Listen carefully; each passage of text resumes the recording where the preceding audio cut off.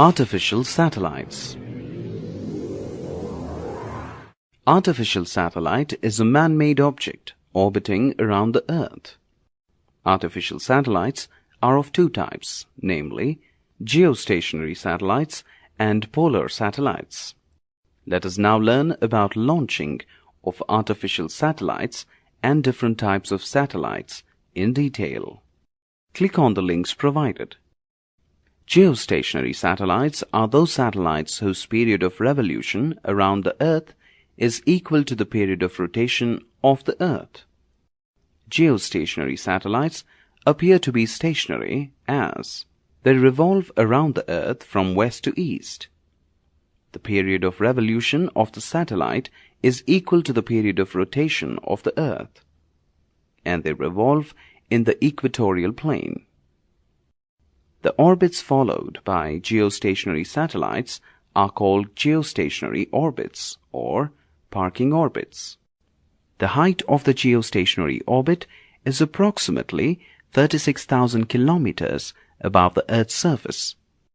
The orbital velocity of a geostationary satellite is nearly equal to 3.08 kilometers per second. Geostationary satellites are used for communication purposes.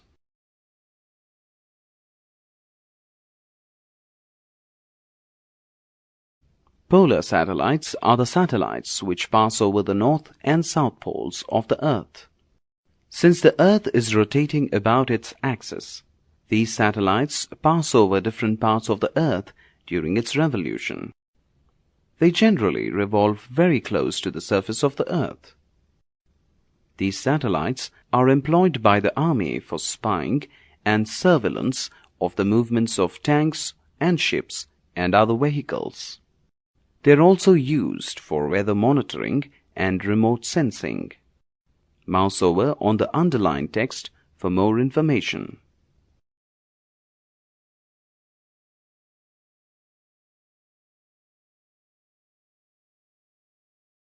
Launching of a satellite.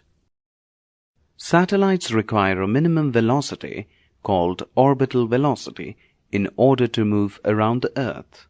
To understand the concept of orbital velocity, let us look at this example.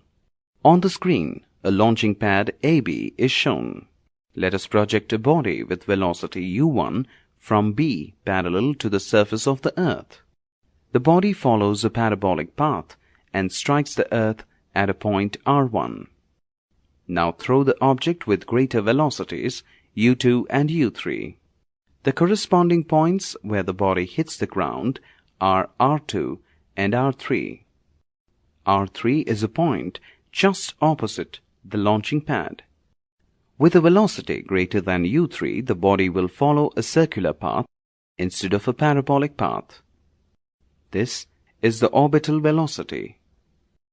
For a velocity greater than the orbital velocity, the orbit becomes elliptical.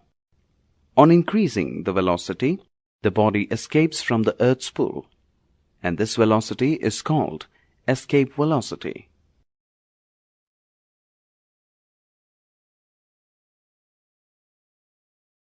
Let us try to impart orbital velocity to the satellite. The required orbital velocity is imparted by using a multi-stage rocket. Now let us understand the working of a three-stage rocket. At liftoff, the exhaust gases build up an upthrust that exceeds the rocket's weight. The force of the upthrust being greater than the weight of the rocket accelerates it in the upward direction.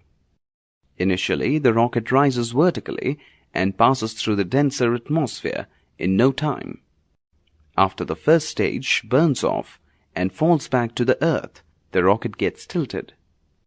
Now the second stage burns and the rocket attains a higher velocity. Slowly, the second stage gets detached.